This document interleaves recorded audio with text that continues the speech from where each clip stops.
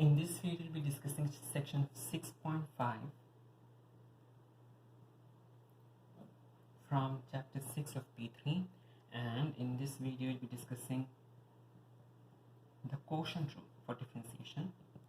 Okay, in section 6.3, we discussed the chain rule. In section 6.4, we discussed the product rule, and in this section, we're going to discuss the quotient rule for differentiation.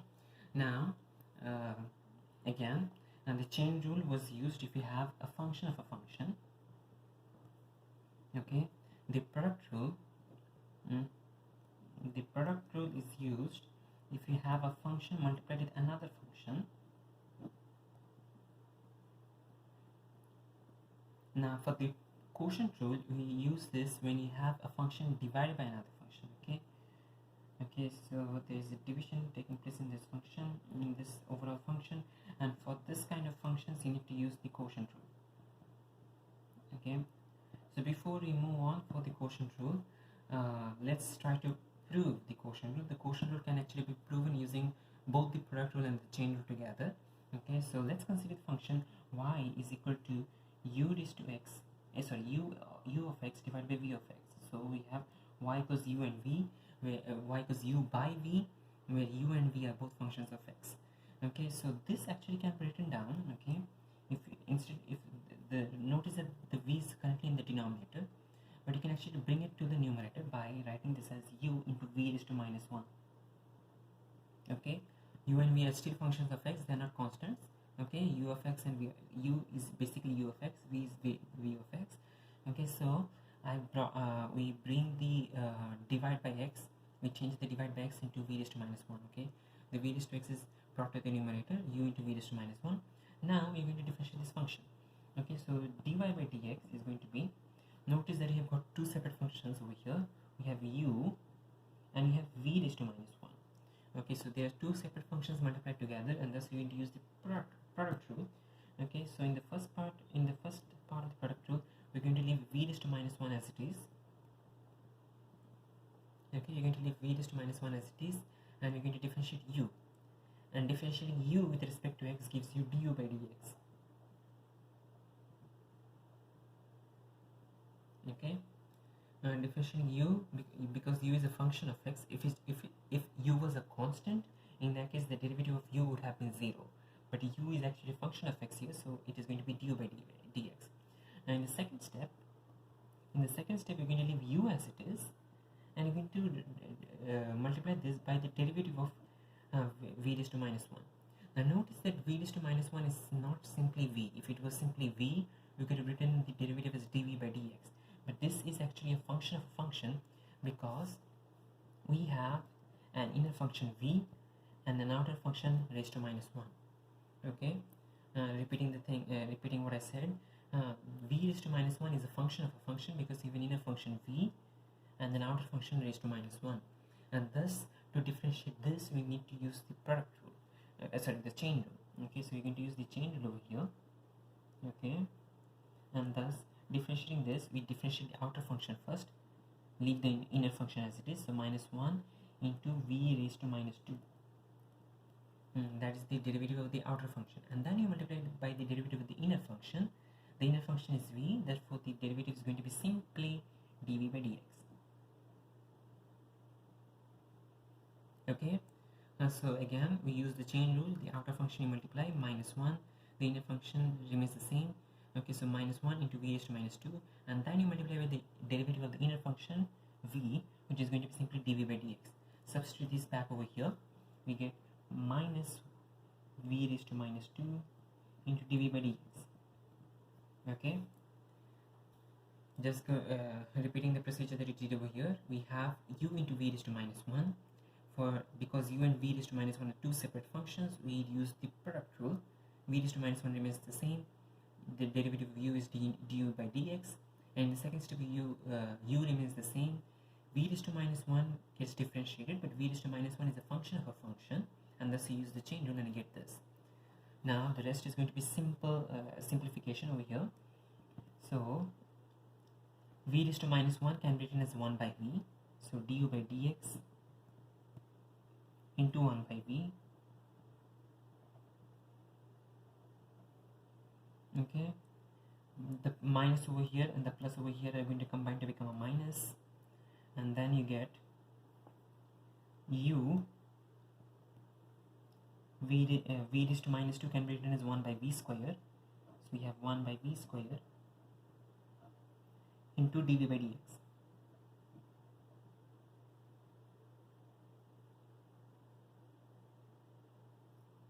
Okay, so now the next step you're going to do is, notice that there's a v square here, okay, and there's a v here. We're going to write this as down as fractions. Okay, so we get du by dx, the entire thing divided by v, minus u into dv by dx,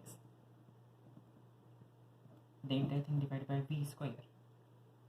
Okay, so you have simply rewritten the entire thing as a fraction. Now notice that this one has v square as the denominator, this one has v as the denominator.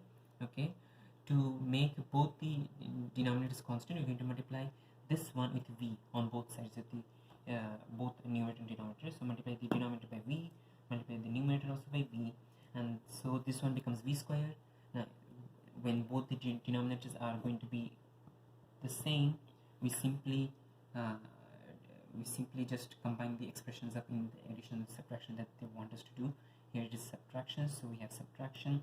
On the first part you have got v into du by dx, on the second part you have got u into dv by dx, and that is a final result for the quotient rule. Okay, so overall the quotient rule states that if you have a difference of two functions, y equals u of x divided by v of x, okay, where u and v are both functions of x, in that case dy by dx, okay, is equal to v into du by dx minus u into dv by dx divided by v square. Okay, now notice in the product rule, because it was a plus, okay, in the product rule you had u dv by dx plus v du by dx. Okay, in the product rule, since you had a plus, it did not matter whether you differentiated v in the first part or u in the second part, or v in the first part and u in the second part, or v in the second part and u in the first part. But in this one it does matter, the order matters.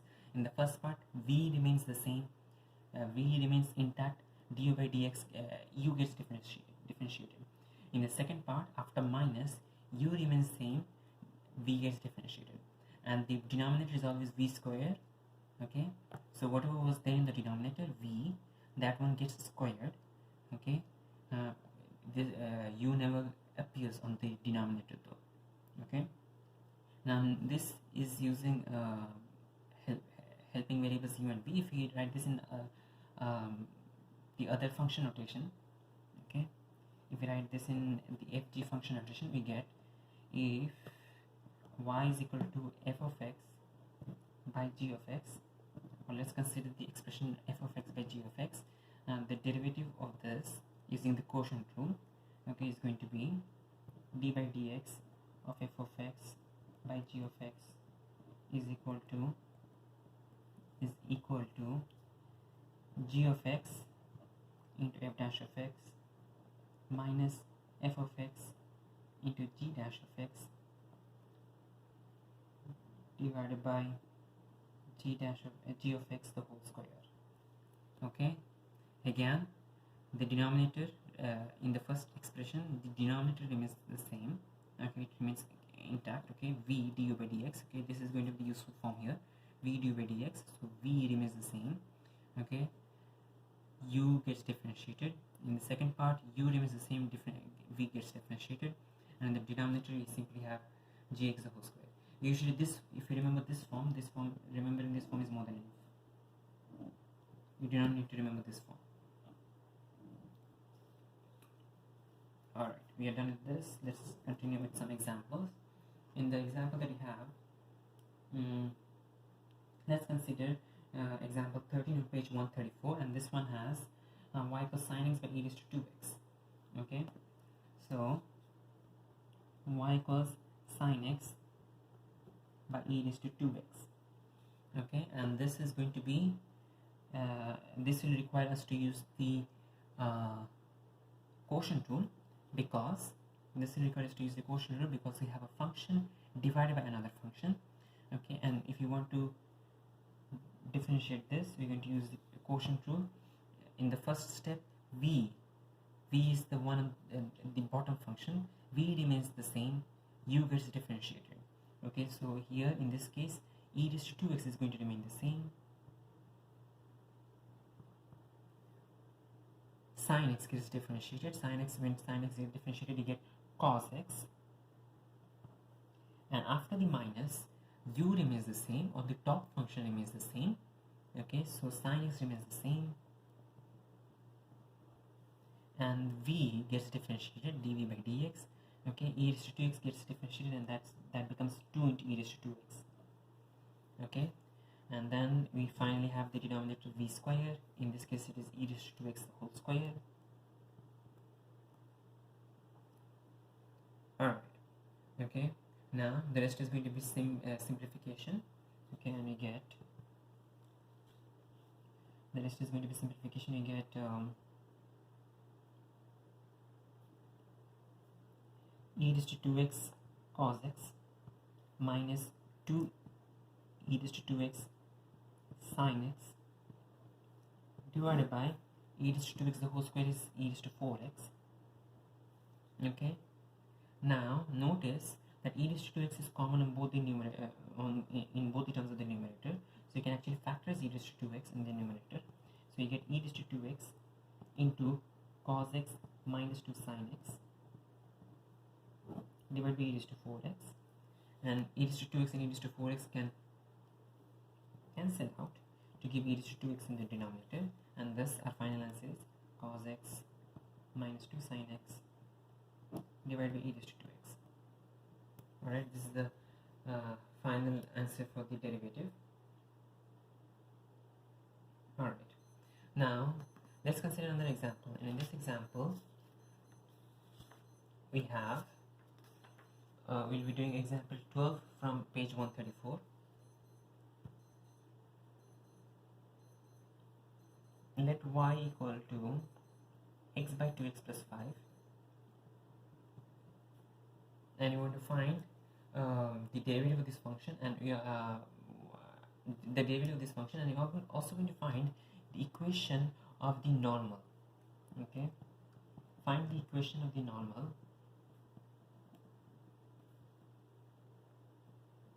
Find the equation of the normal at x equals 0. Okay, find the equation of the normal at x equals 0. Alright, guess what? I'll just change the question then.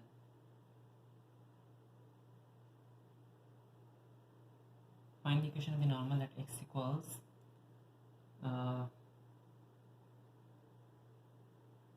minus 5.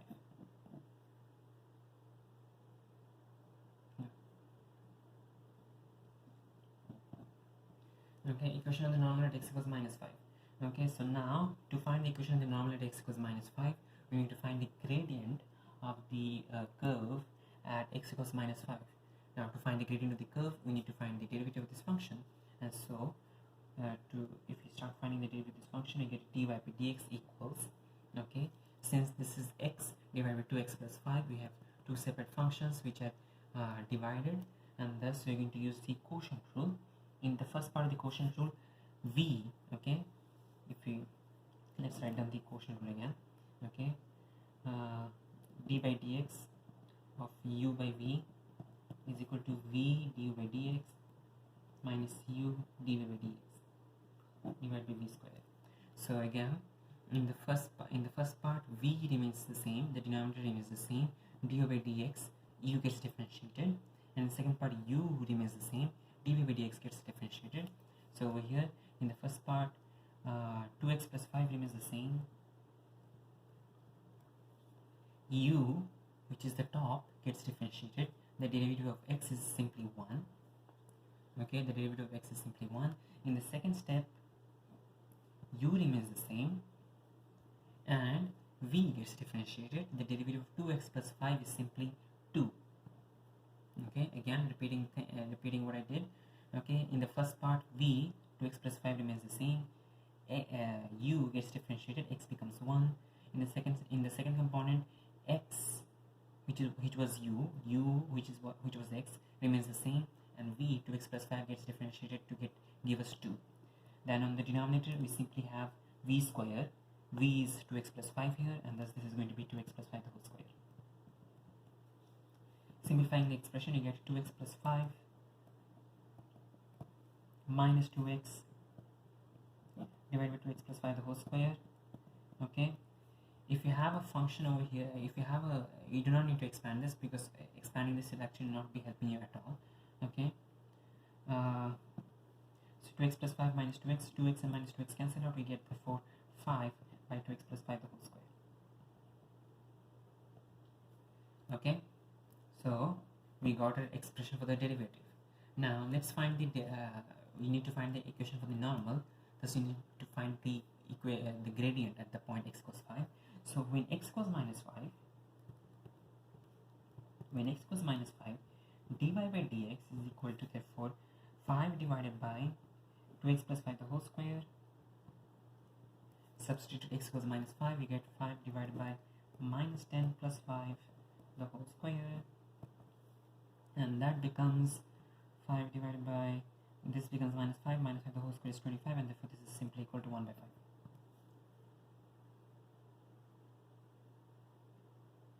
Yeah, so this is 1 by 5. Okay, dy by dx is 1 by 5. Okay, so since dy by dx is 1 by 5, the tangent, okay, the tangent is going to have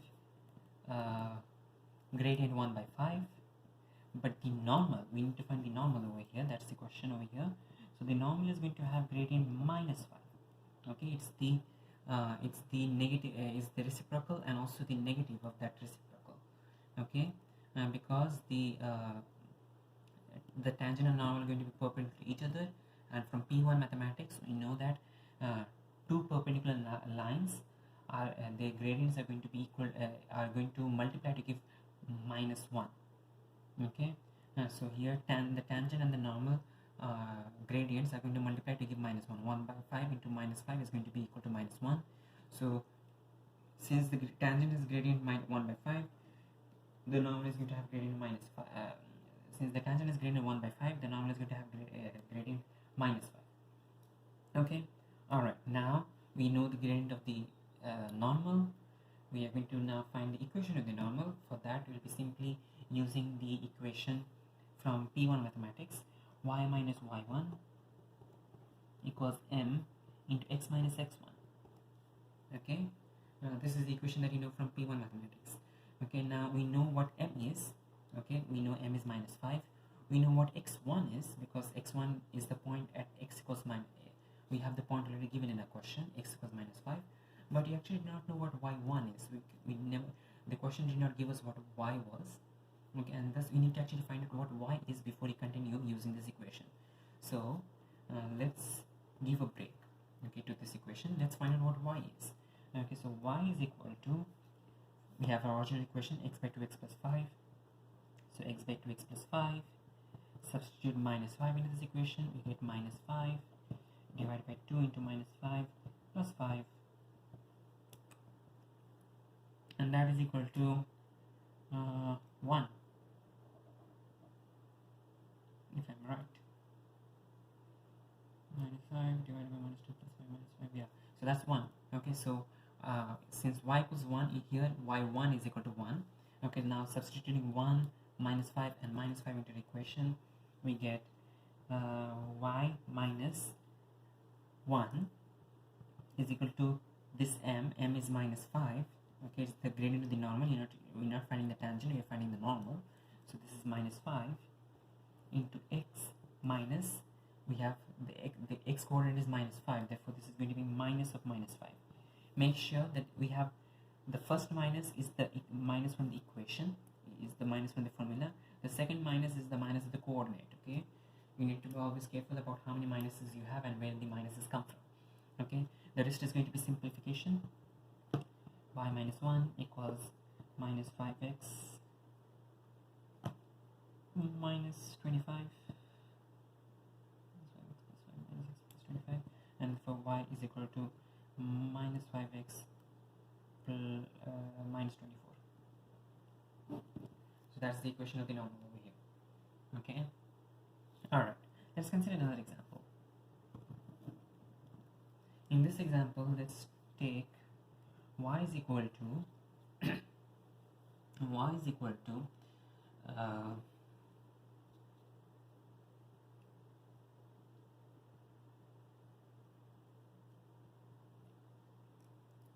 x square into e raised to x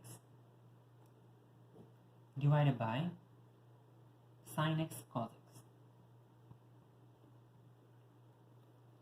Okay, so again we have a function y equals x squared into e raised to x divided by sin x cos x.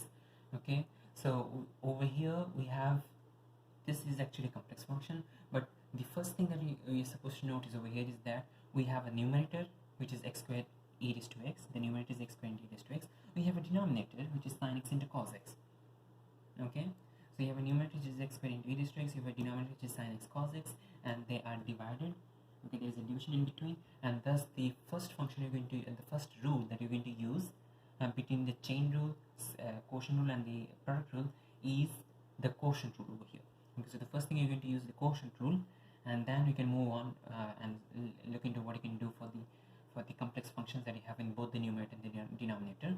Okay, so the first part is to use the quotient rule. So dy by dx equals, in the first we have the function over here. Okay, with the denominator, we know the denominator is going to be v square. Here v is the denominator which is sin x cos x, so it is simply going to be sin x cos x the whole square. Okay, again we are going to deal with the top, but before we move on with the top, the bottom is easy. The bottom is going to be simply v square, and v is over here sin x cos x, so v square is simply sin x cos x the whole square. Now moving on to the top, in the first expression we have v du dx, v du by dx, so v is the sin x cos x expression, and that remains the same. And then you have du by dx. Okay, so notice that we have du by dx, and u is x squared into e raised to x. Okay, so we have u is equal to x squared into e raised to x, and this is not a simple function. Okay, if you simply had x squared, you could have found the derivative easily. If it was simply e raised to x, you could have found the derivative easily, but you have two separate functions multiplied together over here. Okay, so since you have x squared and e raised to x multiplied together, okay, we're going to use the product rule. Okay, since this is the product of two functions, so to use the product rule, okay, we are going to differentiate x squared in the first part, leave e raised to x the same, and we're going to differentiate e raised to x. You're going to differentiate e raised to x in the second part and leave x squared the same. So the derivative of x squared into e raised to x is going to be, leave x squared the same, derivative of e raised to x is e raised to x, and then plus, in the product rule you have plus, not a minus. Okay, so in the first part x squared remains the same, e raised to x differentiated. In the second part, e raised to x is going to remain the same, and x squared is going to differentiate to give us 2x. Okay, again we differentiated u is actually a product of two functions, and thus x squared remained the same, e raised to x differentiated to give e raised to x, and e raised to x remained the same in the second part, and x squared differentiated to give 2x. Alright, we are not done in the quotient rule yet. So v du by dx, the second part is minus u, so u is x squared into e raised to x, so that remains the same. And now we have dv by dx. Okay, so we have now dv by dx. Okay, and notice that v, okay, our v function that we need to differentiate is also a product of two separate functions, sin x and cos x. Okay, sin x and cos x are two separate functions, and they are multiplied in the denominator for v. Okay, so if you want to find a dv by dx, we need to use the product rule again. Okay, so to use the product rule, we are going to leave the first in the first component. Let's leave the sin x the same. cos x differentiates to give a minus sin x. And in the second part we have a plus. Okay, we leave the cos x same, untouched, and differentiate the sin x to give us a cos x. Okay, again sin x remained the same, cos x differential to give minus sin x, plus cos x remained the same, sin x differential to give cos x. Substitute this into the expression over here. Okay, I don't have enough space to write, so I'll be writing this down again over here. We have sin x cos x into x squared e raised to x plus 2x e raised to x minus x squared e raised to x into sin x into minus sin x is minus sin squared x, cos x into cos x is plus cos squared x, divided by sin x cos x. Okay, sin x cos x the whole square, I can actually apply this square to both these terms, so this can become sin squared x cos squared x. Okay, sin x cos x the whole square is sin squared x into cos squared x. Okay, so as of now we had actually done the differentiation, so if we leave at this stage it is correct, but you can actually simplify the expression further. Okay,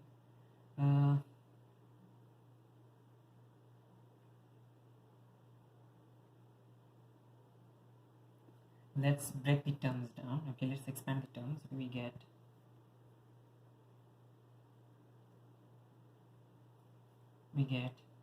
x squared e raised to x sin x cos x plus 2x e raised to x sin x cos x plus the minus and the minus multiplied to become plus x squared e raised to x sin squared x minus x squared e raised to x cos squared x. As such, you can simplify the cos squared x minus sin squared x in a different manner, but for the time being, since we have not done chapter 4 yet, we will not be moving on into more complex trigonometry. So we have minus x squared into e raised to x into minus sin squared x, that gives you plus x squared e raised to x sin squared x, and then minus x squared into e raised to x plus cos squared e raised to cos squared x gives you minus x squared e raised to x into cos squared x divided by sin squared x into cos squared x. Okay, now there doesn't seem to be much to simplify here. If you do not use advanced trigonometry, in that case we will be simply factorizing the x into e raised to x part again. So you get x into e raised to x divided by sin squared x into cos squared x, and then simply you have x sin x cos x, well actually sin x cos x into x plus 2 plus sin squared x minus cos squared x. Sin squared x cos squared x is here, and then you factorize x into e raised to x from all of them out, so you get x plus 2 into sin x cos x. Yeah, actually, yeah, that's the best you can do for the time.